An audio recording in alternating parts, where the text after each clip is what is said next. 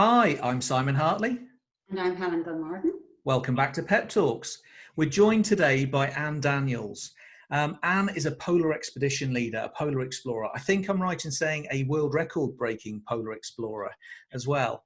And I've heard Anne speak at a couple of conferences, invited her to speak at one of our conferences, because I know that there are some messages that business leaders particularly will find really, really useful.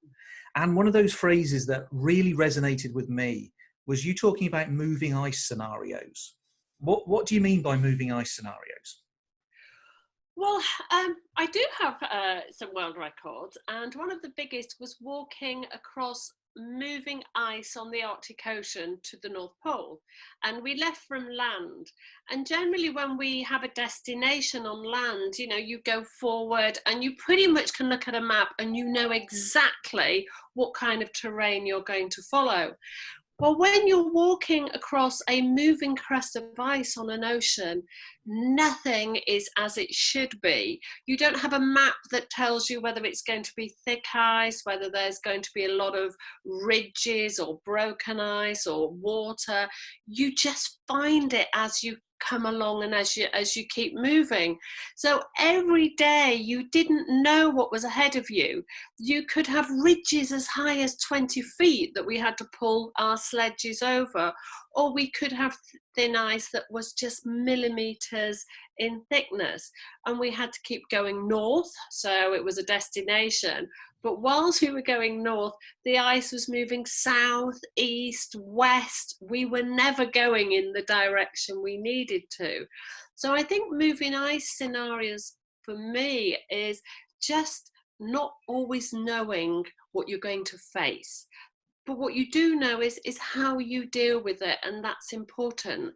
And we knew we had to keep going north, so every time the ice moved, we just readjusted and started to target where we needed to go. I think this is such a pertinent challenge at the moment for business leaders, because the landscape is literally changing overnight for a lot of people. There's a real direct sort of relevance to business leaders in this message. But as a leader, how do you help the team to negotiate those moving ice scenarios? I think how you need to support your team, and you've got to understand that just as you don't know what's going on, they are also in an uncertain time, and they're looking to you to help them. And you can't control everything. You can't control what's happening outside your sphere right now. So all you can control is yourself, how you manage it and how you manage your team. So giving them support, letting them know that this difficult time will come to an end, because it will. And each day things may change. We're getting information at all times, and as it changes, as a team, we can work out how to get through. So whilst you may be leading the team and the one that they're looking to, but you've also got to talk to them. What do they expect out of it? How are they feeling? And just give them the confidence to know that you've got their back for a start, and that you will get over it, and that you can keep going forward. And that every obstacle you come to, instead of worrying about the obstacles and the difficulties, look at solutions. Look at what you have got going for yourselves. And by doing that, you stop being dragged down by the negative impact, and you start to solve the problems. And I think as leaders, now is more important than ever before to be there and help your team. Yeah. Shackleton, another famous explorer, he understood that achieving his mission depended critically on how he managed himself. And I was just wondering, for you, what is the most difficult aspect of that? Is it the mental, the physical, or the emotional? All three, I would say, particularly when the physical is really difficult. So I can obviously identify with Shackleton. In the early days of our expedition, we were between temperatures of -46 to -58 Celsius for 27 days. So physically we were in pain, we were moving forward slowly. We had no idea whether we would be successful or even survive. And so in those days, the physical was extreme. But then, of course, mentally, you have to find the mental resilience to get out of your tent every day and to keep moving. And be aware emotionally that how you react to these difficult, terrible conditions will affect your team. It will affect, if you're sad and you're angry, and you may feel it, it's a natural feeling. You can't just dial it down and get rid of it. We're all human.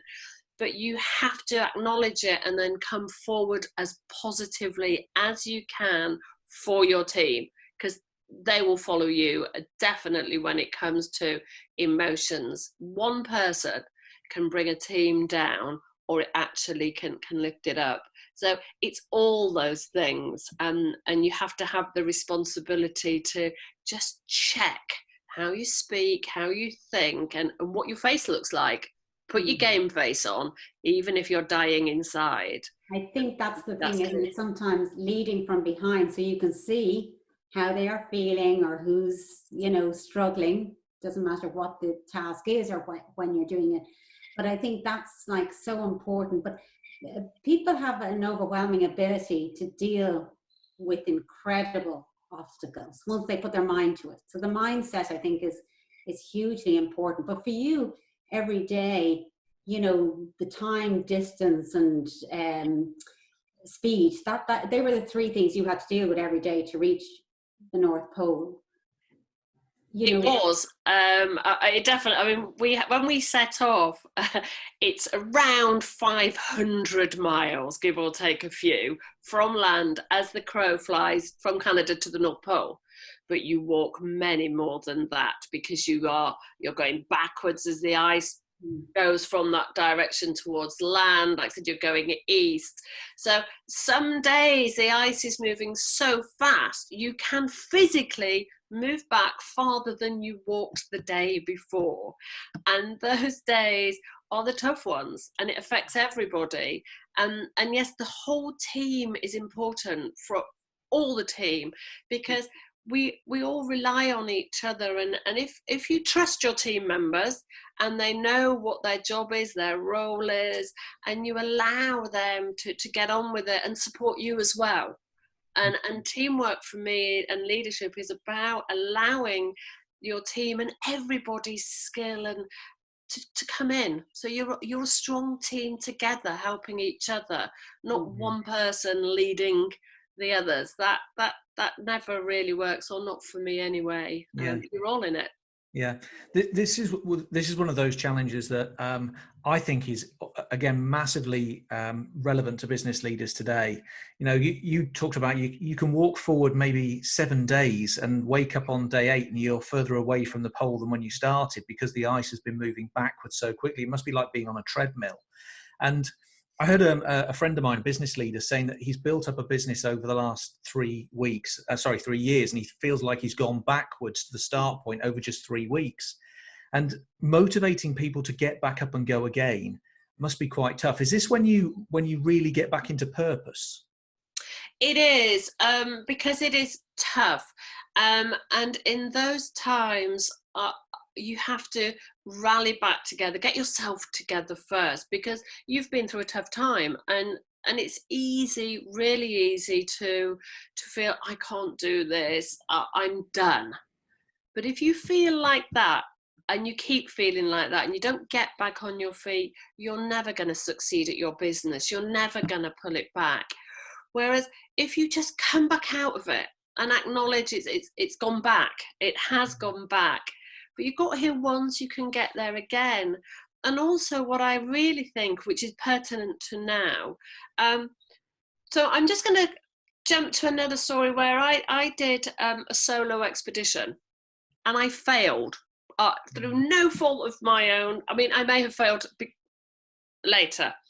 So on day 21, the Russians removed the permits of every expedition that year, not just mine.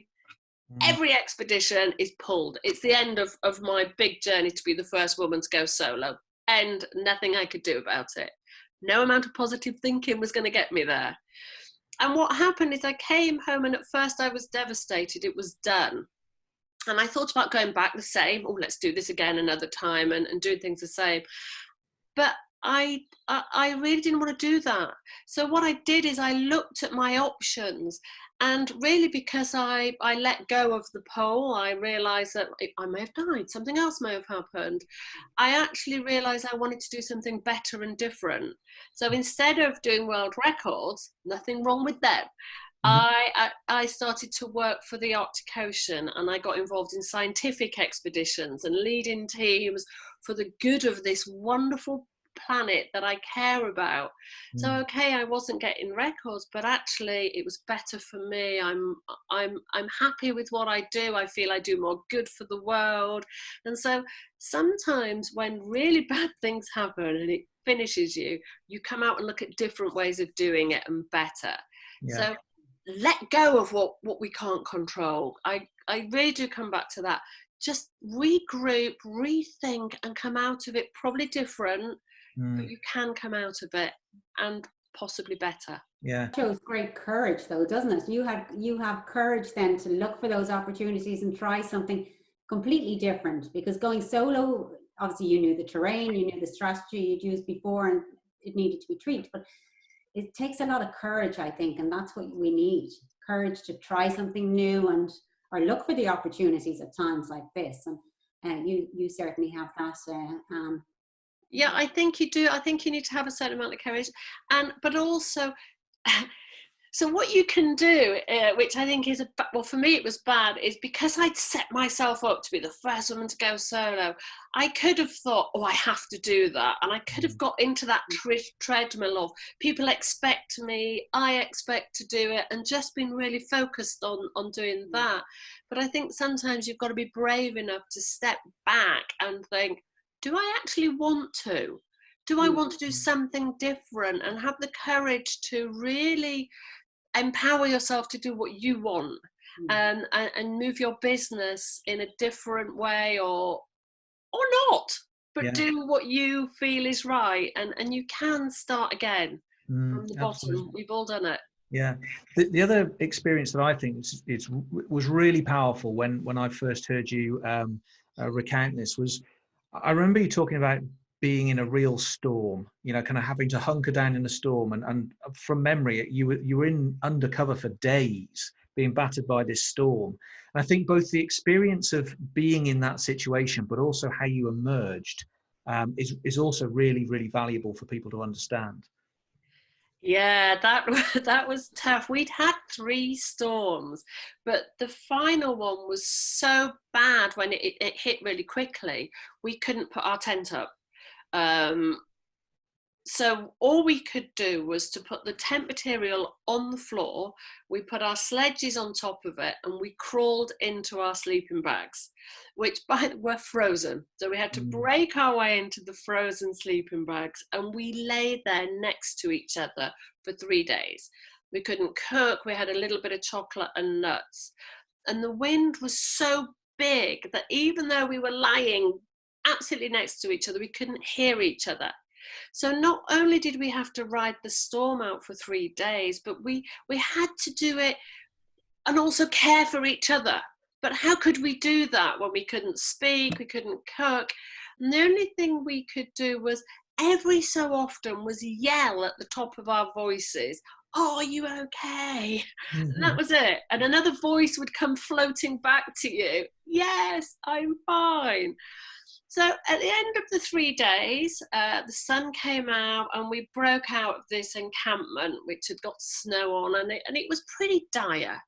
We had a fantastic we had a fantastic day. We were behind schedule, so it was within us to go, this is an amazing day, let's just set off. But if we had done that, it would have been wrong. Who knew how the team were feeling, or how we were physically or mentally? So actually, what we did is we just took the day off. And it was against everything we wanted to do, but we didn't want to charge off. So we put the tent up, and we sat down there, and we just talked. How do we feel? How do we even want to carry on this expedition? How did we get on during the 3 days? And in those situations, it wasn't, leader versus team. It's all of us just having the space to talk about what happened, and finding out. And we'd all had a torrid time, but what was really important is we started to talk about the vision and the mission and our target, and and we all wanted to move on. And by the end of that day, we ate 3 days of food. So physically, we prepared ourselves again. Emotionally, we got back together and said, how are we going to do this? We'd picked up frostbite under the material. Well, we're just going to take today as our day one. And it was as simple as that. It wasn't any mind-blowing plan. It was, today is day one. We'll let the bad stuff go, and we'll take this as our first day and do the best we can do every day from here. And by doing that, we became a much stronger team. We'd gone through this terrible thing. We hadn't just charged off in our own minds. We'd regrouped, gelled as a really powerful, caring, strong team, and then we moved forward, and we were, in spite of the frostbite, much better and stronger for it. So this for me is an incredibly powerful message for people at the moment. Lots of people are asking, what happens? How do we emerge out of this? Because I think the analogy is quite good. Hit by a sudden storm. Yeah, this is it. Hunkering down until the storm abates. That's where we are right now. But the understanding that when we emerge on the other side, we've got to come together as a team. We've got to reconnect, build back the relationships, understand our common mission together, and that we want to do this is important to us before we start setting off. Because I think some people will come running out and go, right, let's just crack on to the end of the year then, without doing that crucial piece of rebonding and making sure we've got a common purpose together. And I think the emotional aspect of it, I think kind of asking people, that's exactly the thing. Actually, what was it like for you? What was the difficult part? I mean, it might have been homeschooling for somebody, or just, but actually doing that debrief and thinking, well, what did we learn in that time, and how do we reform as a team now with those experiences? And that's kind of what you did, which was incredible. I did read, which I thought was incredible, that, I'm constantly thinking of those days when you got out of that tent and you're pulling that sleigh behind you. But I did read somewhere that you would recite your children's names when it got bad. That was your way of getting your mindset to be positive and think, and those little tools I think are very important for our mindset. I think you're right. I did. I recited them. I now have 4 children. I have to name check Sarah because she gets left out because she wasn't around in those days. But I had triplets, and I would just recite their names: Rachel, Joseph, Lucy, Rachel, Joseph, Lucy, and over again, and bring it to me. And it was just a repetitive, simple process, but it brought them to me. And I knew I couldn't leave them and do this thing and just not keep going. And that sometimes that's all I could do, was keep going and keep putting one foot in front of the other, and then the next day come out and maybe do it better. Yeah. And when I talk to many people about how they get through their toughest challenges, it's by understanding why this is important. I've got to get through this because it's, and just reconnecting with that importance. And thank you very, very much indeed. It's been absolutely fabulous. I knew it would be. Thank you all for joining us. Thank you, Helen. Thank you, Anne. Thank you for joining us. And we look forward to seeing you again on another episode of Pep Talks. Take care.